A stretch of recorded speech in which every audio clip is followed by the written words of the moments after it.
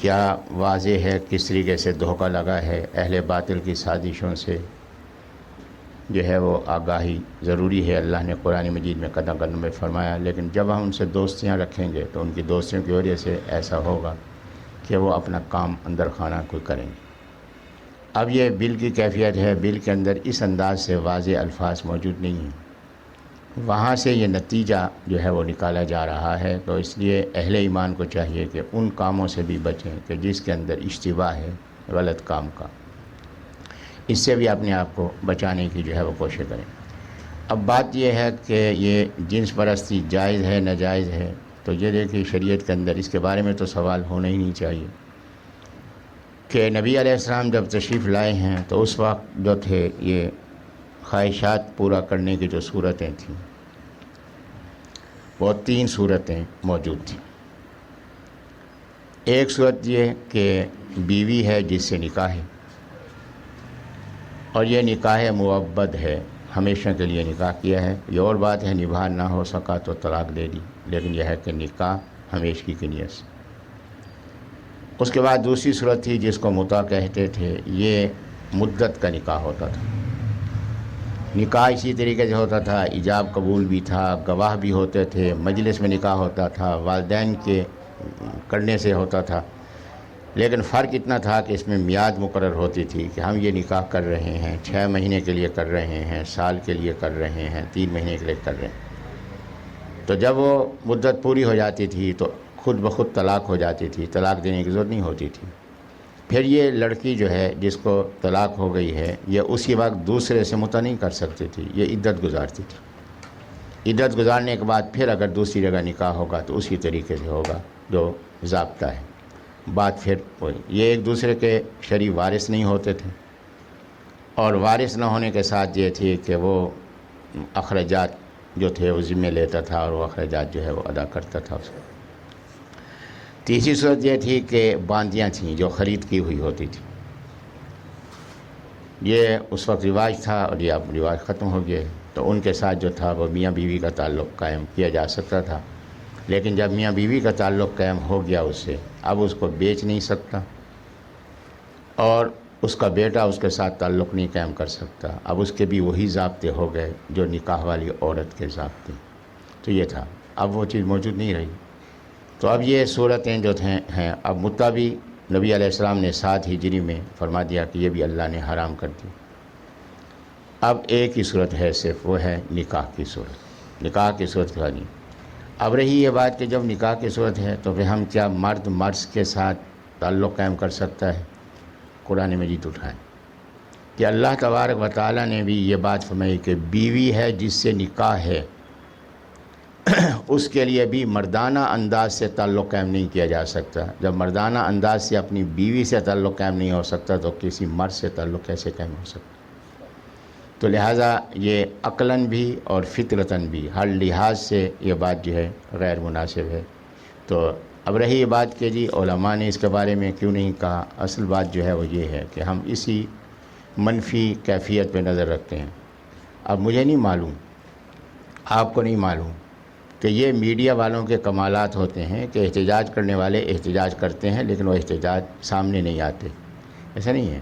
اب جماعت اسلامی کہ سراج الحق صاحب نے اب نہیں، انہوں نے شک ان کو پڑھا کہ اس میں یہ ہے، یہ جو قانون ہے اس انداز کا ہے، یہ دھوکہ دیا گیا ہے۔ انہوں نے اس سے پہلے کمیٹی بنائی، اس کمیٹی نے اس کا تجزیہ کیا، ایسے فضل الرحمان صاحب کی جماعت کے علماء نے اس کا تجزیہ کیا کہ تاکہ پوری طرح سے تجزیہ سامنے آئے اور اس کے مطابق پھر عملی قانونی قدم اٹھایا جائے، صرف احتجاج اور بیان پہ نہ رہا جائے، بلکہ اسمبلی کے اندر جو ہے وہ ذہن سازی کی جائے تاکہ اس کے خلاف وہاں ووٹ بنائے جائیں اور تاکہ اس کو قانونی طور پہ ختم کیا جائے۔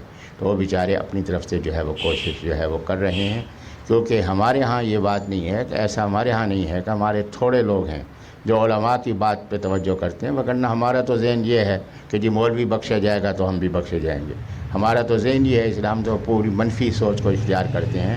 وہ لوگ جو کام کر رہے ہیں آپ کو اندازہ نہیں کہ کس انداز سے وہ لوگ جو ہے وہ اندر خانہ محنت کر کے ذہن سازی کر رہے ہیں، اور کس انداز سے یہ علماء حضرات چل رہے ہیں کہ ان مسائب کا ان کو سامنا ہے۔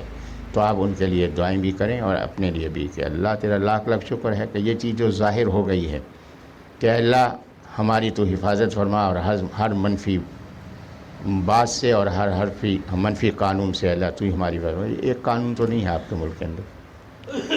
آپ کے ملک کے اندر تو متعدد ایسے قوانین موجود ہیں۔ روزانہ زنا ہو رہا ہے کہ جناب والا ایک عورت ہے، اس نے جا کے عدالت میں دعویٰ دائر کیا کہ جی میں اس سے علیحدگی اختیار کرنا چاہتا ہوں۔ نبی علیہ الصلوۃ والسلام کی خدمت میں خاتون حاضر ہی، کہا کہ حضرت میں یہ ہیں، ان سے میں طلاق چاہتی ہوں۔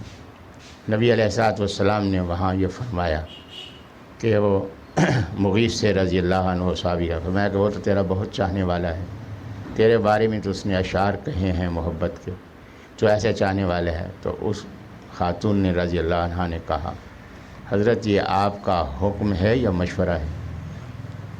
اگر حکم ہے تو پھر تو اپنی خواہشات بھی میں قربان کرتی ہوں، جان بھی قربان کرتی ہوں، اور اگر آپ کا مشورہ ہے تو نبھا میں نے کرنا ہے، تو میں نے اپنے آپ کو گناہ گار نہیں بنانا، تو لہٰذا میں اس کے ساتھ نبھا نہیں کر سکتی۔ تو نبی علیہ الصلوۃ والسلام نے، حضرت کو جو اختیارات تھے، حضرت فرما دیتے کہ جا تم فارغ ہے۔ حضرت نے اس کے شوہر کو بلایا، حضرت نے شوہر کو بلایا، فرمایا کہ اس کو طلاق دے دو۔ یہ ایک واقعہ ہوا ہے۔ دوسرا واقعہ عبداللہ بن ابی کی بیٹی تھیں رضی اللہ عنہ، پکی ایمان والی تھیں، انہوں نے بھی حضرت سے گزارش کی کہ وہ صاحب حیثیت تھیں اور ان کا جو شوہر تھا وہ بھی بہت صاحب حیثیت تھا، اس نے پورا باغ ان کو مہر میں دیا تھا۔ تو نبی علیہ الصلوۃ والسلام نے فرمایا کہ اس کا رویہ تیرے ساتھ؟ کہا جی حضرت رویہ بہت اچھا ہے۔ ہوا یہ ہے کہ یہ اپنے دوستوں کے ساتھ آ رہے تھے تو میری نظر پڑ گئی، تو سارے دوستوں میں صورت کے لحاظ سے یہ ذرا قبول صورت تھے، تو اس کی وجہ سے دل میں ان کی محبت میرے کم ہو گئی۔ میں نہیں چاہتی کہ بیوی کی حیثیت سے بھی رہوں اور دل میں وہ محبت نہ ہو تو گناہ گار ہوتی رہوں، تو اس لیے میں اس سے علیحدہ۔ حضرت فرمایا کہ تجھے جو باغ اس نے دیے ہیں نا مہر کا، وہ دینا پڑے گا۔ فرمایا کہ حضرت میں اپنے آپ کو گناہ سے بچانے کے لیے، کہ میں اس کو بڑا گناہ عظیم سمجھتی ہوں کہ شوہر کا ادب احترام دل میں نہ ہو، یہ تو بڑا گناہ ہے، تو لہٰذا میں باغ بھی دینے کو تیار ہوں، مزید اگر کچھ ان کا مطالبہ ہو وہ بھی میں پورا کرنے کو تیار ہوں۔ حضرت فرمایا کہ وہ تو ظلم ہے، جو مہر ہے یہ تمہیں واپس کرنا پڑے گا۔ اب کیا نبی علیہ الصلوۃ والسلام کے برابر نعوذ باللہ من ذالک کسی کا اختیار ہو سکتا ہے کہ جج صاحب 2-3 نوٹس بھیج دیتے ہیں، 2-3 نوٹس بھیج دیے اور ان 2-3 نوٹسوں کے بعد جو ہے پھر انہوں نے فیصلہ سنا دیا جی نکاح کو میں منسوخ کرتا ہوں۔ نکاح تو اس سے ہوا ہے، نکاح تیرے ساتھ تو نہیں ہوا، تو کیسے اس کو ختم کر رہا ہے؟ اب اس کی وجہ سے اب وہ لڑکی جو ہے شرعی لحاظ سے اس کو طلاق نہیں ہوئی، علیحدہ نہیں ہوئے، اب اس کو دوسری جگہ نکاح ہو رہا ہے۔ جب نکاح ہو رہا ہے دوسری جگہ تو یہ تو 24 گھنٹے کا زنا ہو رہا ہے۔ یہ ایک قانون ہی ہمارے ملک کے اندر، بس اللہ ہمارے حال پہ رحم فرمائے، یہاں تو سارا کا سارا نظام ہی بگڑا ہوا ہے۔ تو اس کے لیے تو وہی مطالبہ جو بار بار حضرات کر رہے ہیں، پورا مکمل نظام شرعی ہونا چاہیے، تو اس کے لیے جو ہے وہ کوشش ہو رہی ہے، اور اس لیے اب کوشش کو ختم بھی کیا جا رہا ہے کہ کیونکہ ہمسائیگی میں آ گیا ہے نظام، اب خطرہ ہے کہ پاکستان میں نہ آئے، تو اس لیے انہوں نے ساری پلاننگ اور اسکیمیں جو ہیں اس میں اہل باطن نے جو ہے بنائی ہوئی ہیں۔ تو یہ بھی اللہ کا عظیم احسان ہے کہ صورتحال واضح ہو گئی، بات کھل کے آ گئی، اب اس کے خلاف جو ہے وہ کام ہو رہا ہے۔ وگرنہ اگر علماء کو توقع ہوتی نا آپ سے، کہ توقع ہوتی آپ سے مجھ سے کہ یہ ہماری حمایت کریں گے، تو باہر نکل کر آ جاتے۔ انہیں پتہ ہے کہ اس معاملے میں بے حس ہیں یہ دین کے معاملے میں،